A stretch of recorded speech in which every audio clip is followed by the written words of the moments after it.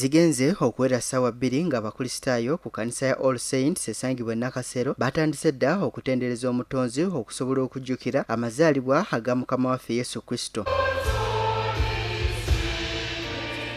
Akulembeddemu okubuulira ku kanisa eno Ssaabalabirizi w'ekkanisa ya Uganda the Most Reverend Dr. Ssaabalabirizi Kazimba Mugalu ate nga ye mulabirizi ow'obulabirizi buno obw'e Nakasero asinzidde eno n'agumya abakristaayo ku ky'okubeera abagumikiriza era abakkiriza nga basabye omutonzi kubanga essaawa yonna abeera wa kubakolera ng'okusaba kwabwe bwe kuli.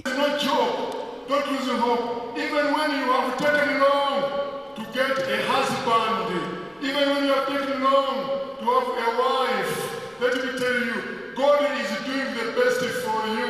Even when you were in a relationship, and the relationship got spoiled, the woman who was going to be your wife, maybe it's going, God is making. Ono ategeezezza nga bangi bwe badde eri Katonda kyokka n'alwawo okukola ebyo bye babeera basabye olwo ne baggwamu amaanyi awamu n'essuubi ekintu ekikyamu kubanga Katonda akolera mu biseera ebituufu.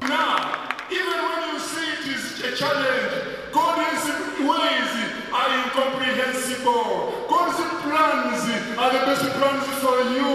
He says in Jeremiah 29:11, for I know the wonderful plan I have for you, says the Lord. It's not a plan for destruction, it's a plan to prosper you. This is a God who remember today, who revealed himself in Jesus. He is the reason. Wabula ono era asinzidde eno n'akuba abasajja akaama obutajjumbira nnyo nkola ya kukebeza baana ndagaluse oba kiyite DNA okakasa oba abaana baabwe nga kino kiviiriddeko amaka mangi okusasika. Waliwo kye neewuunya ku Yusufu ne bagamba nti mukazi we lubuto lwa Mwoyo Mutukuvu naye n'aguma n'agenda atwala mukazi we n'ajjanjaba n'omwana. Abasajja njala kubasaba bannange lubeere nga Yusufu. Muyinza okwesanga awo nga mulina ebizibu mu makomo. Oyinza okubeera awo ng'abaana abamu boolina si babo.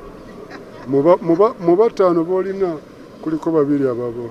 Balabirire nga Yusufu yalabirira. Bw'onoogenda mu DNA abamu bipuresa bijja kubatira bwereere. Kazimba era alaze ennyeeke olw'abangi ku bakristaayo abeesuliddeyo ogwa Nagamba okuyamba ku baana abatalina mwasirizi nga kino abasobola bandibadde bakikola ng'akamu kabonero ak'okujaguza awamu n'okujjukira amazaalibwa ga Mukama waffe Yesu Kristo. Mulabirira abaana abalala bali mu Sanyu Babies Home, abalala bali mu bifo ebirala balabirwa abaana homes.